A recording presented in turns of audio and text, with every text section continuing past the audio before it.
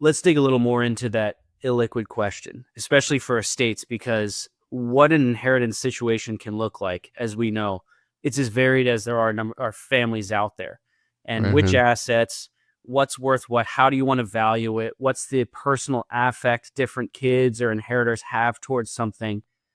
Explain the solution insurance poses to solving some of that illiquidity or value question. Yeah. So the area where it could be helpful, ultimately the goal is family harmony. And so if the family is saying, hey, we want family harmony at passing, are we going to get that through our estate plan now? And if Yeah. our estate planning and if our estate includes a lot of illiquid assets, active businesses, passive businesses, real estate, private equity, all of those assets, they're just going to be a little bit different on how you pass that on to the next generation. So first off, you're looking at, is the next generation actively participating in any of those illiquid assets? Are they helping with the real estate? Or are they helping with the business? They start to have their position. And then you say, okay, well, how are we going to equalize the estate among the other participants in the family?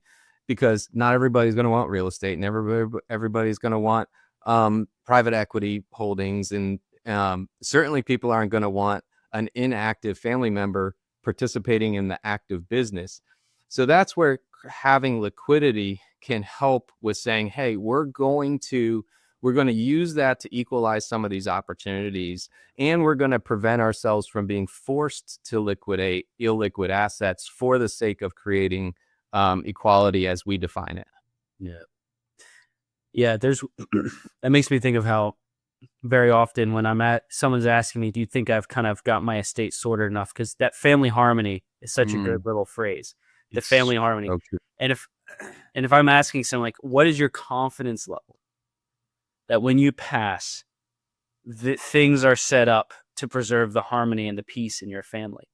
And if they hesitate and they pause and they're not sure, then I'd say, then you have not done enough. If you're asking me if you've got enough, no, because you need to have high confidence in that.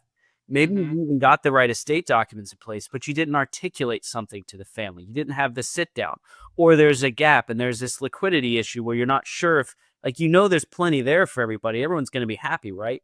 Wrong. You've just thrown a relationship grenade into the middle of the whole family at your passing, and just leaving them to kind of carve things up as they like. So the harmony question is a big one. And yeah, I'd like to just say to people listening, if you don't have strong conviction behind what is going to happen after you leave, then there's more to be done for sure.